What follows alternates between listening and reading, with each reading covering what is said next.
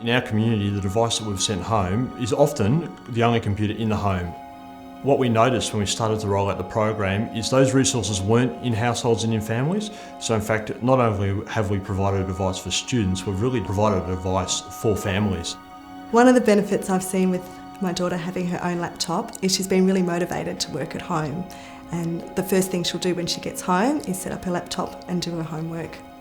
If I didn't have access to my computer at home, it would mean that it would be harder to access teachers if I need to clarify things or get unfinished work done. Personally, I've actually handed in a lot more work.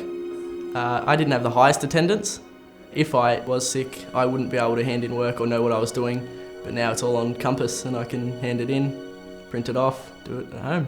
We've noticed the more kids that had their own ownership laptop, they actually needed our help. So that relationship changed, but also in start of 2012 we got a bigger office. We went to the principal and said we need a bigger space, we're looking after more laptops, more devices, more people, and then we put in a reception desk with some PCs there to log jobs. One of the things that IT's allowed us to do is to differentiate the learning in the classroom. So you won't necessarily see a teacher out the front saying to a group of students, today we are doing X, and then have the students all doing that together.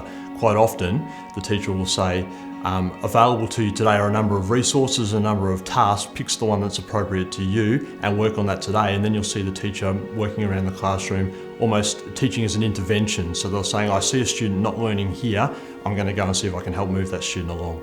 We're doing a project on the Chernobyl disaster that happened in Ukraine to find different angles on what people reported and the effects of the disaster and what happened to other countries. We're going to newspaper websites like the Herald Sun and The Age, and we're going on YouTube to find television programs on what happened. I've actually made quite a lot of changes to my practice. I've developed a blog for my English classes, and I use it extensively to interact with students to develop their understanding of English concepts outside of the classroom so they can access it at home, at night if that's the way they want to work because they're teenagers.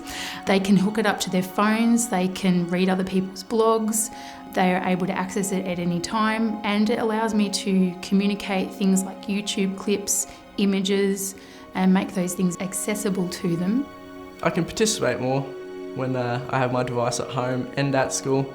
Now I can contact the teacher personally, not in front of students. It's just a one-on-one, so they can help me if I do need the extra help. One of my driving forces around education of my children is the partnership that it takes between the school, me as a parent, and my child.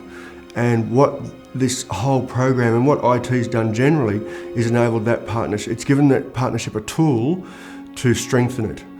So I feel there's a much greater opportunity for me to be involved in the schooling of my kids.